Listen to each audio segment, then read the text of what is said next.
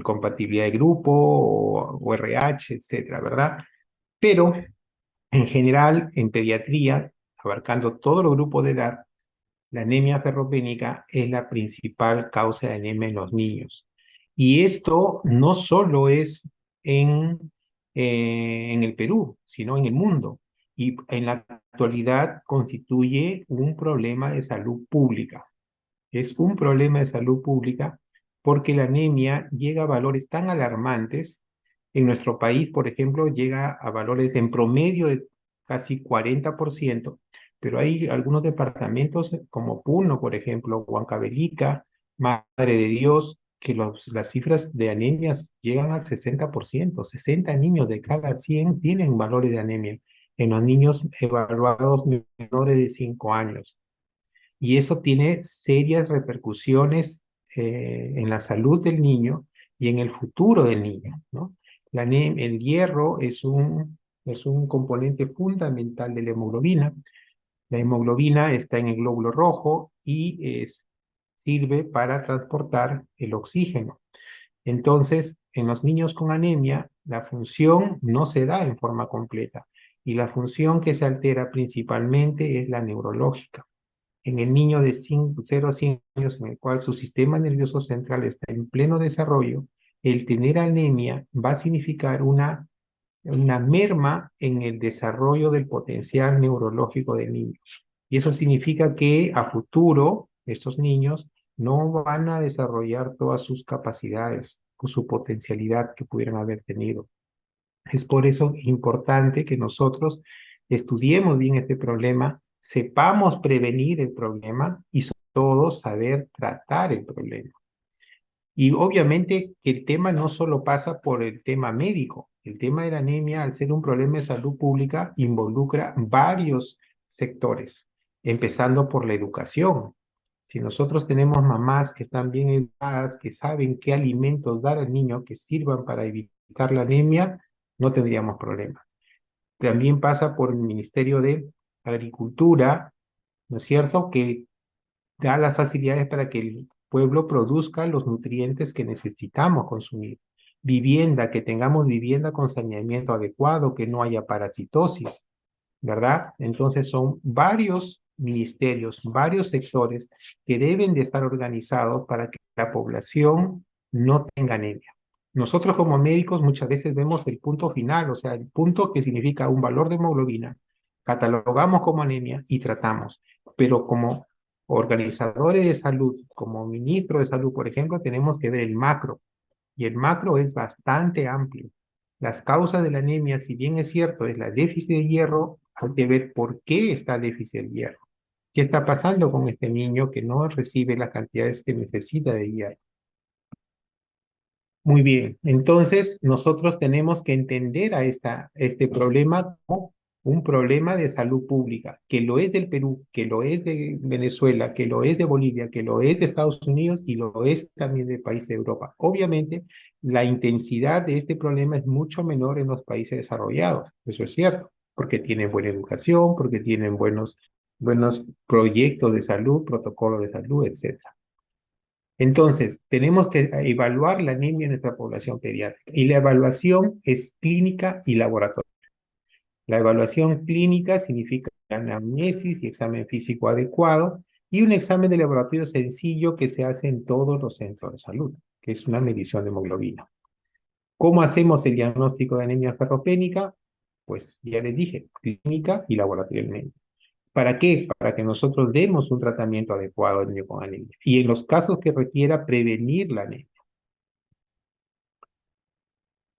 Les decía que el tema de anemia, la principal causa de anemia es la nutricional y de esta es el déficit de hierro, que es la principal causa de anemia en el mundo entero. Y vean ustedes que no hay países que estén exentos del problema de anemia. Evidentemente, los que están en rojo son los que tienen mayor problema y los que están ya en granate, diría, pues el problema es mucho mayor, sobre todo en África subsahariana y algunos países de Asia. Perú, como muchos países latinos, tiene problemas serios de anemia que lleva pues a valores de Perú está alrededor de 40, ¿no? Y hay países mejor, que tienen valores menores, como Argentina y Brasil, Estados Unidos, Canadá. Hay diferencias, como le decía, en cada región, ¿no? Lima, en sí Lima, pues podríamos decir que tiene un problema alrededor del 30%, pero tenemos lugares como Puno que llega al 70%, ¿no? Entonces hay una desigualdad que está en relación justamente a la desigual distribución de los recursos que hay en nuestro país. Sabemos que según el área de residencia también existe variaciones. Eh, por ejemplo, para el área rural, el problema de anemia es mucho mayor que para el área urbana, ¿no? Lima mismo se diferencia de la costa y la sierra es la que tiene mayores problemas de anemia, ¿no? Casi llega a un 50% en promedio, pero ese 50% en promedio esconde algunos valores más altos, como por ejemplo Puno, ¿no? Que llega al 70%.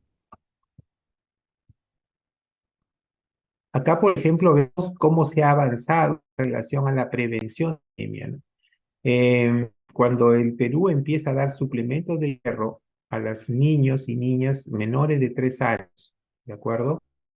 Este aumento se hace en forma progresiva hasta el año 2019 y las cifras de anemia disminuyen en forma progresiva. Lamentablemente, en el 2019, a fines, empieza la pandemia de COVID, 2020-2021, y el programa de suplemento de hierro pues cae, ¿no? Todos se aíslan, están aislados, no van a los centros de salud, la atención primaria se cierra, que fue uno de los grandes errores del control de la pandemia, cerrar los centros de atención primaria, y los programas cayeron, al igual que el programa de inmunizaciones, el programa de nutricional, que hay preventivo, y obviamente el programa de control de la anemia. Es por ello que en el año 2020 pues surgen resoluciones ministeriales a raíz de la pandemia de COVID de disminuir esa brecha de anemia y pérdida de inmunizaciones, ¿no? Para lograr mejorar los niveles de anemia en nuestra población. Entonces le decía yo que, ¿por qué es importante que manejemos y entendamos la anemia? Porque va a influir fundamentalmente en una menoscabo del desarrollo del sistema nervioso central. Fíjense que en los primeros años de vida el desarrollo neurológico es tremendo, es tremendo. Fíjense que se generan 700 conexiones neuronales por segundo en los primeros 3 años de vida. El cerebro desarrolla tremendamente en los primeros 3 años de vida y hasta los 5 años de vida. El contenido de hierro cerebral aumenta a lo largo de la infancia. Y estos procesos que se desarrollan en el sistema central, como la síntesis de ATP, la neurotransmisión, la formación de mielina, requiere de contenido de hierro adecuado. Entonces, si tenemos ferropenia, es decir, disminución de la concentración de hierro en sangre, va a causar alteraciones en el desarrollo cognitivo, el coeficiente intelectual, la destreza motora y sobre todo la conducta. Varios trabajos y artículos que asocian muchos adultos con trastornos de conducta, actitud agresiva, actitud criminal, con haber tenido anemia en la infancia, ¿de acuerdo? Entonces, está claro que la anemia ferropénica es causa de bajas puntuaciones en los test cognitivos y de comportamiento, así obviamente como alteraciones en la fisiología visual y auditiva. ¿A qué llamamos ferropenia y a qué llamamos anemia ferropénica? A ver, ¿quién me puede dar esa diferencia entre ferropenia y anemia ferropénica? A ver, chicos, ¿quién quiere participar? ¿Nadie?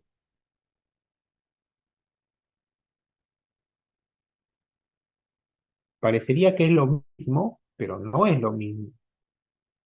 Cuando referimos a ferropenia, simplemente estamos diciendo que la concentración de hierro en sangre está baja, pero la hemoglobina medida todavía está normal o no se ha movido. Se ha disminuido las reservas de hierro probablemente. En sangre yo mido hierro y veo que está todavía bien, hay una disminución, pero la hemoglobina todavía no se altera. En cambio, anemia ferropénica ya es una disminución por debajo de los valores normales de la hemoglobina asociado a déficit de hierro, que es la ferropenia. ¿de acuerdo? Y eso lo vamos a ver en un gráfico más adelante. Entonces, la enfermedad hematológica más frecuente en la infancia es la anemia. Y es anemia producida por déficit de hierro. ¿De acuerdo? El déficit de hierro lleva a una alteración de la hematopoiesis a nivel de la médula ósea que disminuye la producción de glóbulos rojos. Así de simple. Así de simple. Recordemos que el hierro se encuentra en el ambiente con dos formas. En la fórmula ferrosa, que es con dos valencias, y la forma férrica oxidada, que es con tres valencias, el hierro con tres valencias. Ahora, existen algunas proteínas importantes que están dentro del control del hierro, ¿no? Y sirven para su transporte, por ejemplo, la transferrina. La transferrina es una proteína que sirve para transportar el hierro o para almacenarla como la ferritina, o aquella que sirve como receptor de la transferrina. Son proteínas importantes que necesitamos para el adecuado metabolismo del hierro. ¿Y cuáles son las fuentes del hierro? Obviamente son las fuentes nutricionales. Y cuando hablamos de fuentes nutricionales en el lactante, pensamos en la lactancia materna exclusiva, que es la fuente fundamental, primordial para dar el aporte de hierro que necesita, sobre todo en los primeros 6 meses de vida. Fíjense, la leche materna tiene una cantidad pequeña, 0,5 miligramos por cada litro, pero se absorbe el 50%, o sea, el lactantito que está lactando de su mamá absorbe la mitad del hierro que le llega por la leche materna. En cambio, la leche de vaca aparentemente tiene más hierro, tiene 0,8 miligramos por litro, pero la absorción de este hierro que está en la leche de vaca para el lactante solo es del 10%, solo es del 10%. Es decir, de un litro de leche de vaca se absorbería 0,08 miligramos, a diferencia de un litro de la leche materna se absorbería 0,25. ¿De acuerdo? Entonces estamos hablando de casi tres veces más, ¿verdad? Ahora, la leche de vaca puede generar sangrado digestivo en el lactante. Por eso que en el lactante, el menor de 1 año, no se recomienda leche de vaca. Me dirán, doctor, pero antes usábamos. Sí, claro, antes usábamos, pero había ese riesgo de hemorragia digestiva. Muchas veces microscópico no se ve. ¿Y las fórmulas artificiales? ¿Qué ocurre con las fórmulas artificiales? Todas las fórmulas artificiales las hacen a base de la proteína de leche de vaca. O sea, todas las fórmulas modifican leche de vaca, la patente. Entonces, para lograr un aporte adecuado de hierro, lo que tienen que hacer es incrementar la concentración de hierro. Vean que las fórmulas artificiales pueden contener de 5 a 15 miligramos por litro, pero la absorción de este hierro solo es del 4 al 6%, en promedio 5% se absorbe. Y esto se hace para que logre. ¿Cuál es la consecuencia de esto? Que muchas fórmulas, por ese alto contenido de hierro que tienen, como efecto secundario tienen el estreñimiento. El hierro es un componente que como efecto secundario da estreñimiento. Y las fórmulas artificiales lo incrementan tremendamente para poder lograr dar el aporte que el lactante necesita. En la naturaleza, en los alimentos, existen dos tipos de hierro: el hierro Hem y el hierro no Hem. El hierro Hem es el cual está en realidad en la parte animal, ¿no? En la carne, en las vísceras de los animales, es el hierro Hem. Y más o menos representa un 10% de la dieta occidental. Entonces, en pescados, en vísceras, en pollo, en la carne, encontramos el hierro Hem. Es el que mejor se absorbe, es el que mejor lo utilizamos. Por ejemplo, miren en el hierro en cómo se encuentra en la sangrecita de pollo. Por ejemplo, la sangrecita de pollo es lo que tiene más hierro, porque estamos comiendo sangre, o en el vaso, ¿no? En el vaso, en la sangre de pollo, la concentración de hierro es bastante alta, ¿no? Miren, en el vaso de res, 8,6 miligramos en dos cucharadas. Menos en el riñón, en el hígado de pollo hay 2,6, en el hígado de res 1,6. Entonces, esos son los alimentos que más hierro contienen. La carne seca, por ejemplo, 1,2, el corazón de res 1,1, La carne de res, 1 miligramo en 2 cucharadas. El pescado tiene un poco menos, 0,9, y la carne de pollo es la que menos hierro tiene. La carne de pollo, 0,5. Y la absorción de este hierro es el 25%. O sea, de la cantidad de hierro que recibe, el organismo del niño lo absorbe solo un cuarto, ¿de acuerdo? Y vean la diferencia con bueno, seguimos todavía con el hierro en los pescados, como ven, es la que tiene un poco menos, ¿ya? De los pescados, el que tiene mayor cantidad de hierro son los pescados que llamamos negros o azules, el bonito, el jurel, de acuerdo, la anchoveta, son los que tienen mayor cantidad de hierro.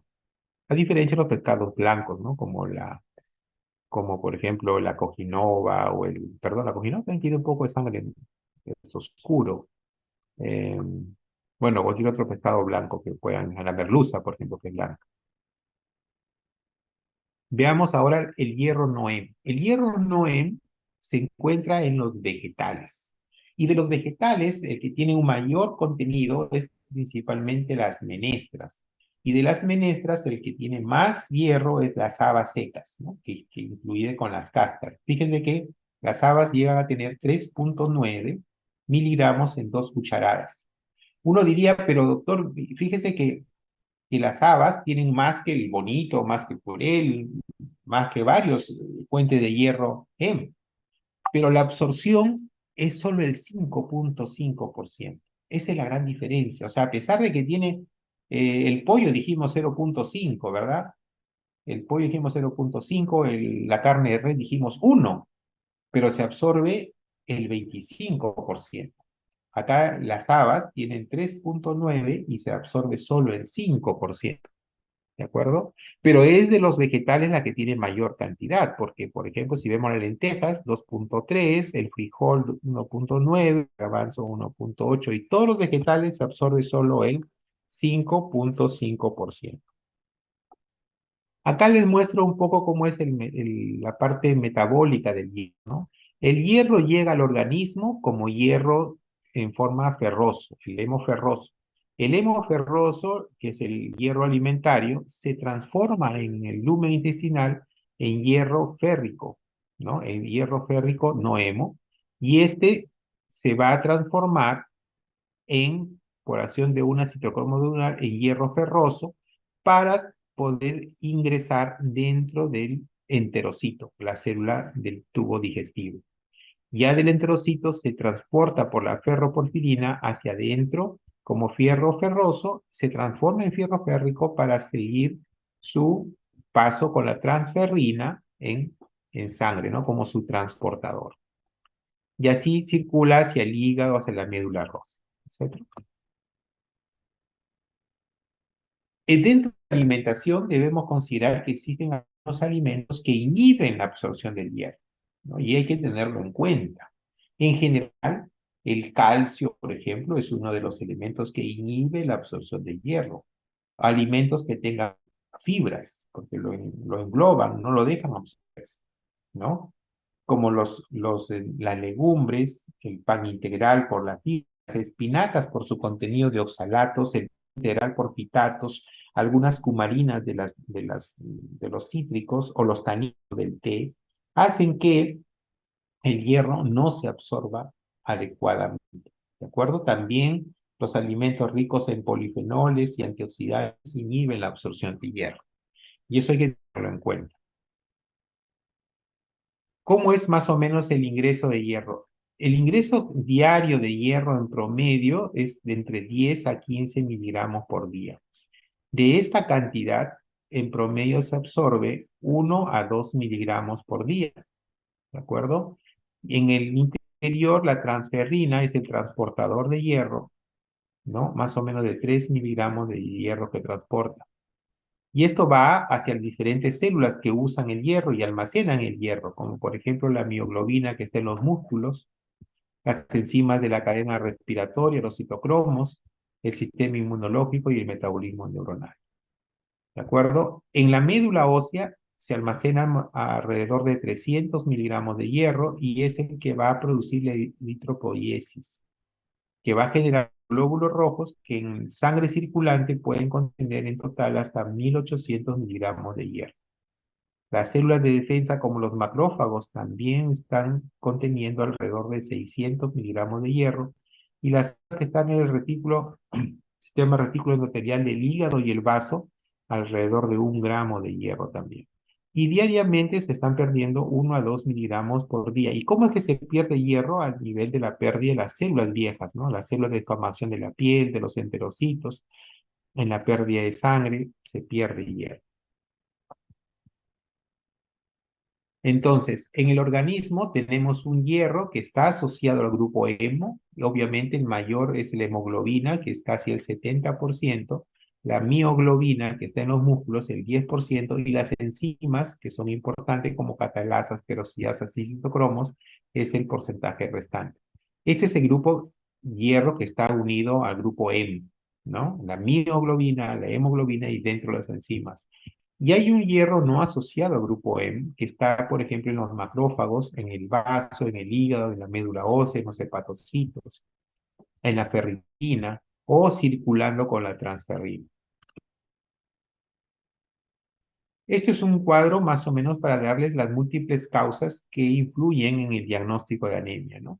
Ya hablábamos de la educación, los factores socioeconómicos, si no hay ingesta, no hay economía. La prematuridad, evidentemente, el niño nace con reservas muy bajas de hierro. Sus depósitos son escasos y fácilmente hace anemia. En la etapa de la infancia temprana precoz, ¿no? Con los lactantes menores de 1 año, tienen, por su rápido crecimiento, tienen una demanda incrementada de hierro y acaban con su depósito rápidamente. Una de los factores es la baja ingesta de hierro, o sea, una mala nutrición. Los adolescentes que están en crecimiento, las mujeres en edad fértil necesitan mayor hierro. Y ni qué decir de la mujer embarazada o que está dando el lactar, que también requiere una mayor demanda de hierro. Hay algunos pacientes, más que todo adultos, en niños no he visto, en verdad, que son vegetarianos estrictos, o sea, no ingieren carnes por nada. Entonces ellos tienen deficiencia de hierro y tienen que tener una nutrición adecuada para evitar la anemia. Quienes practican deportes de alta resistencia, sus demandas de hierro son mayores, evidentemente. Entonces, ¿cuál es la causa de la anemia ferropénica? Definitivamente es una alimentación con bajo contenido de hierro, ¿de acuerdo? El hecho de dar leche de vaca a menores de 1 año también, porque ya dijimos que no se absorbe bien. Y por último, puede generar sangrado digestivo que genera mayores pérdidas, ¿de acuerdo? Alteraciones en la mucosa intestinal que genera una alteración en la absorción de hierro va a dar una causa de anemia ferropénica. Cuando, por ejemplo, damos los requerimientos necesarios a niños que están con altas demandas de hierro, como por ejemplo el menor de 3 años que está en crecimiento, los adolescentes que están en crecimiento, o la mujer que está gestando, la mujer que está con presiones elevadas, que pierde gran cantidad de hierro. Pacientes con infecciones crónicas necesitan un aporte de hierro, y los pacientes, como hablábamos, de prematuridad, bajo peso al nacer, que nacen con reservas bajas. Es por ello que en el momento del parto, una de las recomendaciones para prevenir la anemia ferropénica es el corte o clampaje tardío del cordón umbilical, ¿no? El corte tardío del cordón umbilical favorece, facilita un aumento en la reserva del hierro del niño al que nace, y así disminuir la probabilidad de anemia ferropénica. Este es un cuadrito ya que ustedes pueden revisarlo con calma, que habla de los factores que generan la anemia. Entonces, la anemia por ferropenia puede ser por una disminución del aporte, por un incremento en las necesidades o por un aumento en las pérdidas o hemorragia. Y ahí ustedes pueden leer, ¿no?, las causas que disminuyen una disminución de aporte, o un aumento de necesidades o un aumento de las pérdidas. Lo dejo ahí para que ustedes puedan revisarlo con calma. Este es un fluxograma más o menos que explica el modelo multicausal, o sea, de la anemia en Perú, ¿no? Y eso no solamente es simplemente es nutricional, sino le decía, tiene que ver en la cabeza con la política económica, con las políticas de Estado que da el gobierno, porque tiene que ver no solamente con la parte económica, que los las personas tengan el ingreso económico adecuado, que los nutrientes lleguen adecuadamente, que las madres estén educadas, que en las casas haya sanidad adecuada para prevenir que tengamos un niño con déficit de hierro, ¿no? Entonces, todos esos factores que tienen que ver con la producción de alimentos, con el acceso a los alimentos, con la educación y el conocimiento que se tenga, con contar con los servicios públicos y de saneamiento adecuados para evitar enfermedades, etc. Y acá vamos a ver un poco la fisiopatología. Un paciente en la primera columna, que estoy señalando con mi puntero, en mi primera columna, veo un paciente normal, ¿no? Un paciente normal es aquel paciente que tiene reserva adecuada de hierro, o sea, tiene un almacenamiento de hierro adecuado, que su ferritina es más de 12 microgramos por decilitro, que la hemoglobina está entonces con valores normales, ¿no? Entonces, esto es el paciente normal. Sus depósitos completos, su hemoglobina normal, por lo tanto, está bien. Hay una primera etapa del déficit de hierro en la cual disminuye primero los depósitos de hierro, ¿de acuerdo? Y acá empezamos con la ferropenia. La ferritina ya es menos de 12 microgramos por decilitro. Hay una ferropenia latente, está allí, que puede ocurrir. Y la hemoglobina está con valores normales. O sea, no, yo le hago un examen y su hemoglobina está bien. Esta etapa se llama ferropenia latente. ¿Ya? Hay una disminución en las reservas de hierro. ¿De acuerdo? Y el valor de hemoglobina todavía está normal. En la segunda etapa, en esta etapa ya se altera la eritropoiesis, ¿no? Hay déficit de hierro que lleva a una eritropoiesis disminuida, ¿no? Entonces se incrementa la concentración de receptores de transferrina, hay ferropenia, pero todavía no hay anemia, es decir, la hemoglobina todavía está en valores normales, ¿no?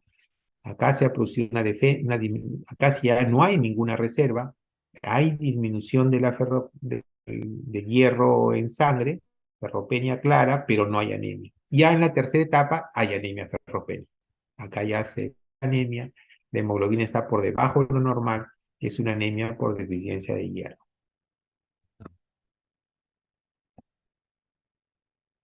Este es un cuadro de lo mismo, solo que en cascada, ¿no? Lo primero que hay una disminución de los depósitos de hierro, ¿de acuerdo? Y eso hace que disminuya la acidemia, aumenta la transferrina entérica y la capacidad total de saturación del hierro porque está más vacía, y la saturación del hierro disminuye porque hay menos hierro para saturarlo. Se disminuye la eritropoiesis, hay microcitosis, hipocromía, disminuye el tamaño de los hematíes, el color también disminuye, se deforman los eritrocitos, hay poiquilocitosis, ¿de acuerdo?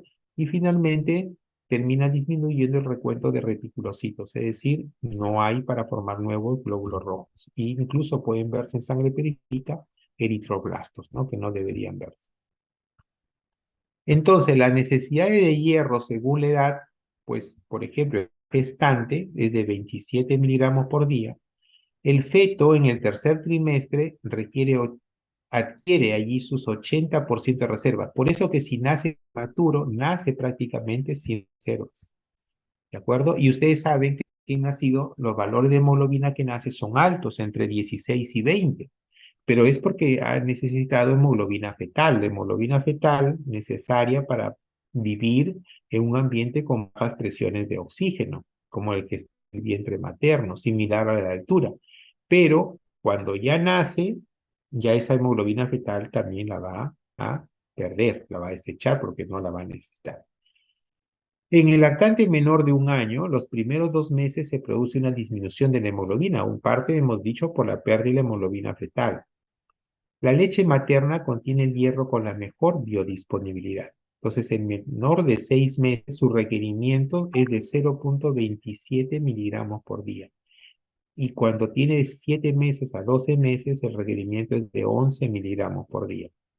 El niño de 1 a 8 años, en los primeros años de vida de 1 a 3 años, requiere 7 miligramos por día y de 4 a 8 años 10 miligramos por día. Cuando ya es adolescente o en varones y mujeres entre 9 y 13 años, porque ya aquí es igual a 8 miligramos por día, y cuando son mayores de 14, los varones 11 y las mujeres 15, ¿no? Está en relación a la menstruación, esa diferencia. ¿Cómo vemos el cuadro clínico de un niño con anemia? Básicamente, en función a los órganos que están afectados, ¿no? Los síntomas y signos van a depender de que si estamos viendo que la mayor parte son síntomas generales, decaimiento, astenia, cansancio, sueño, ¿no? Es lo que genera un niño con anemia, no aprende. También vamos a ver alteraciones en la piel, alteraciones en la conducta alimentaria. Se da un fenómeno de pica en los niños pequeños. Cuando hay déficit de micronutrientes como el hierro, lleva al niño a pica, a comer tierra. Hay síntomas cardiopulmonares por la anemia. Si hay disminución de la demanda de oxígeno, del transporte de oxígeno, se requiere incrementar la ventilación. El niño respira más rápido, se requiere aumentar la frecuencia cardíaca para distribuir mayor cantidad de sangre a los órganos. Entonces hay signos cardiopulmonares. También hay alteraciones digestivas, se pueden producir alteraciones tóxicas del intestino, alteraciones inmunológicas y neurológicas. Además, que en el tiempo lleva alteraciones del desarrollo psicomotor, del aprendizaje, de la atención, déficits en las funciones de memoria y pobre respuesta a los estímulos sensoriales. La inmunológica y neurológica es muy importante. Nuestro sistema de defensa se ve alterado si hay anemia. Por lo tanto, nos protege menos de las enfermedades, nos enfermamos más, duran más las enfermedades y por lo tanto generan mayor déficit de hierro, mayor anemia ferropénica y se convierte en un ciclo vicioso. Los síntomas generales, como ustedes pueden ver ahí, astenia, hiporexia, sueño incrementado, irritabilidad, alteraciones físicas, rendimiento físico disminuido, mareos, dolor de cabeza y problemas en el crecimiento. Las alteraciones digestivas, hay alteración de las mucosas, sobre todo glositis, o sea, llagas en la boca. En la piel y la membrana se ponen pálidas, el pelo es raro, las uñas son quebradizas. Ya les hablé de la pica, síntomas cardiopulmonares también les dije, y las alteraciones inmunológicas, ¿no? Y los síntomas neurológicos hablamos. El diagnóstico, pues ahí necesitamos un laboratorio. Primero viene la sospecha clínica, y la sospecha clínica está dada por un examen de hemoglobina. Podemos pedir un hemograma completo, podemos ver las constantes corpusculares, porque si tengo déficit de hemoglobina, de hierro, lo que voy a tener glóbulos rojos pálidos y chiquitos, o sea, microcitosis y hipocromía. Es lo que yo espero encontrar cuando tengo anemia ferropénica. Si estoy en zonas endémicas, se debe hacer un examen de gota gruesa. Recuerden que la presencia de malaria es bastante importante. Hacer examen parasitológico seriado para descartar algunos parásitos que generan pérdidas sanguíneas, como por ejemplo el necator americano, los Strongyloides temporales, etc. Y el examen de TB-NS nos va a permitir ver sangre oculta que se está perdiendo en sangre, ¿no? Y este es el cuadrito de los valores normales que contempla el Ministerio de Salud, o sea, nuestro Ministerio de Salud en la norma y en los programas de control de anemia ha establecido estos valores de hemoglobina a considerar, ¿no? Por ejemplo, eh, si hablamos de anemia, para los niños prematuros que tienen de una semana de vida, la primera semana de vida, anemia es menos o igual de 13 gramos por ciento de hemoglobina, así es. Entre la segunda y la cuarta, menos de 10, ya es anemia, y entre la quinta y octava, o sea, en el segundo mes de vida, menos de 8, ya es anemia. Para los niños que nacen a término, menos de 12 meses, hablamos anemia menos de 13,5, y entre 2 y 6 meses cumplidos, hablamos que anemia recién es menos de 9,5. Para los lactantes de 6 meses a 5 años, decimos que normal, o sea, no es anemia cuando es más igual de 11. Será leve la anemia si tiene entre 10 y 10,9, moderada entre 7 y 9,9 y severa si es menos de 7. Para los niños de 5 a 11 años de edad no es anemia si tiene más o igual de 11,5, es leve entre 11 y 11,4, moderada entre 8 y 10,9 y menos de severa. Los adolescentes, varones y mujeres de 12 a 14 años, no es anemia si tiene más de 12 o igual de 12, será leve entre 11 y 11,9, moderada entre 8 y 10,9 y severa menos de 8. Los varones de 15 años a más no es anemia si es más de 13 o igual de 13, leve entre 11 y 12,9, moderada entre 8 y 10,9 y severa menos de 8. Y las mujeres, si no es anemia más de 12 o igual de 12, entre 11 es leve, de 8 a 10,9 moderada y menos de 8 severa. ¿De acuerdo? Esto es el cuadro que muestra los valores normales de hemoglobina y cuando hablamos de anemia, leve, moderado, severa, según la edad. Un tema importante es la altura. Nosotros, a medida que subimos a más altura, necesitamos un mayor nivel de hemoglobina. Por lo tanto, para decir anemia no es lo mismo a nivel del mar que en Cusco. Por ejemplo, debo corregir esos valores normales que yo les he, perdón, que les he mencionado, estos valores que dice que son normales, que no tienen anemia, deben ser corregidos para altura. Por ejemplo, en Cusco son 3.600 metros, acá está 3.600 metros, y hay que ajustar 2,7. Es decir, en Cusco, el lactante de 6 meses a 5 años, que para decir que no tiene anemia es 11 o igual de 11 o más, en Cusco tendría que ser 2,5, creo que dije 2,7 más, o sea, tendría que tener 13,7 más. Si en Cusco un niño de 6 meses tiene hemoglobina de 13, estaría anémico, ¿no? Estaría anémico en Cusco porque tengo que corregirlo. Y así, Cerro de Pasco está a 4.400, creo. Cerro de Pasco, hay que corregir 4,2. Entonces, un lactante de 6 meses tendría que tener una hemoglobina mayor de 15,2 para que no tiene anemia. O sea, si es de Cerro de Pasco y tiene 14 de hemoglobina, tiene 6 meses, está anémico. Está anémico. ¿Ya? Entonces, la corrección de altura es importante en nuestro país, que tenemos varias altitudes. El tratamiento de la anemia es dando 3 miligramos por kilo por día de hierro. 3 miligramos por kilo por día de hierro. Esa es la dosis.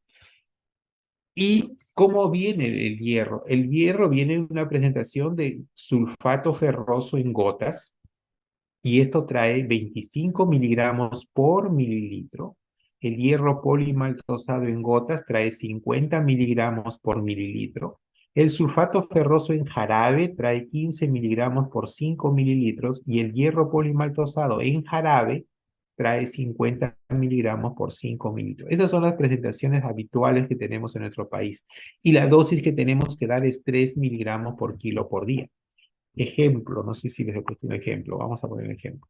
Si tengo un niño de 6 meses, pesa 8 kilos y tiene una hemoglobina de 10,5, digo que está anémico, ¿no es cierto? Entonces, pesa 8 kilos, 8 por 3, 24. Tengo que darle 24 miligramos.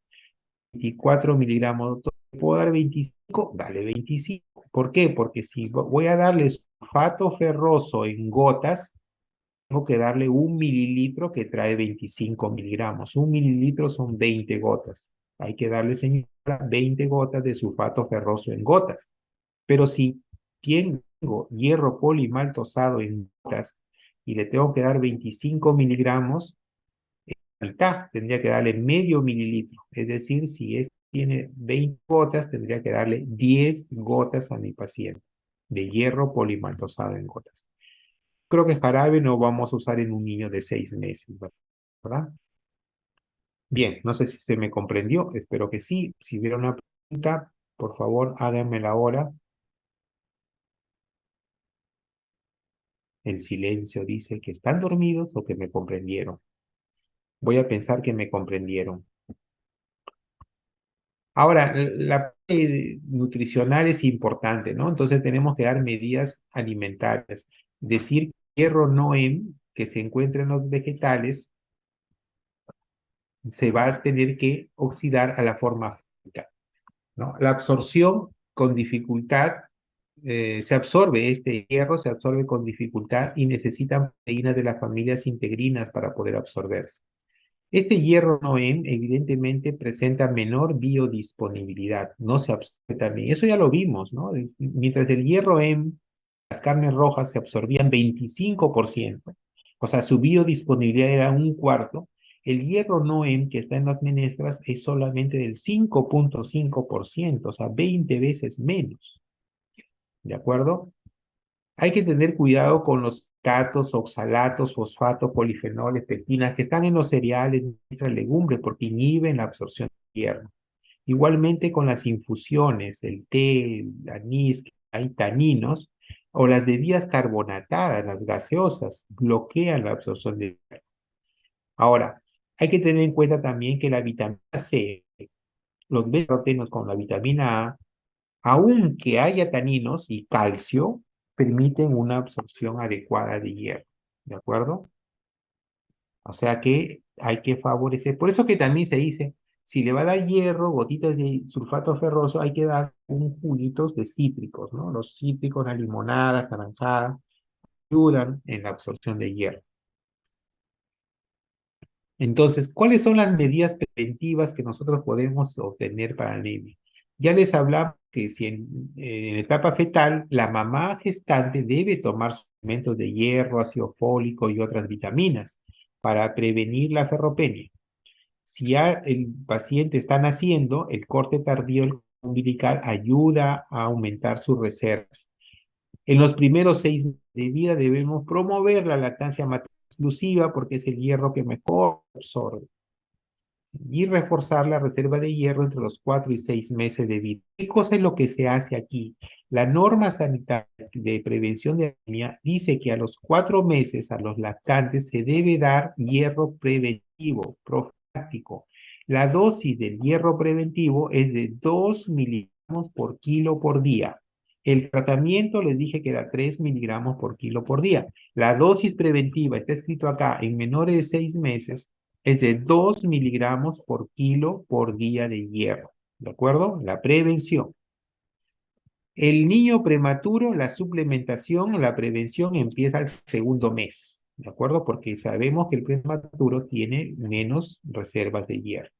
Luego de los 6 meses hay que promover la alimentación complementaria rica en hierro, preferentemente de origen animal.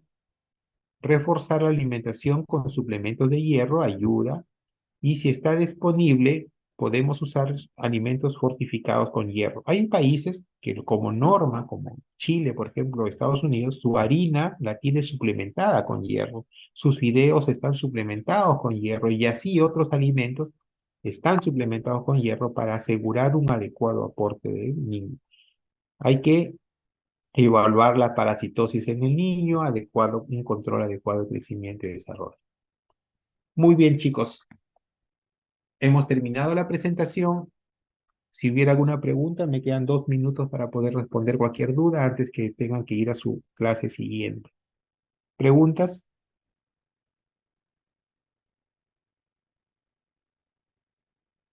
Esta presentación, como les he ofrecido, se la voy a enviar a través de mi delegada para que pueda ser compartido con todos. ¿Preguntas? Todo claro, doctor. Muchas gracias, muchas gracias. Me dicen que están despiertos. Gracias, chicos. Entonces, Gracias, doctor. hasta aquí termina mi participación con las clases teóricas. Estudien, por favor, hay bastante tiempo para que den un muy buen examen. ¿Ya? Gracias, doctor. Gracias, Gracias, doctor. doctor. Gracias, doctor.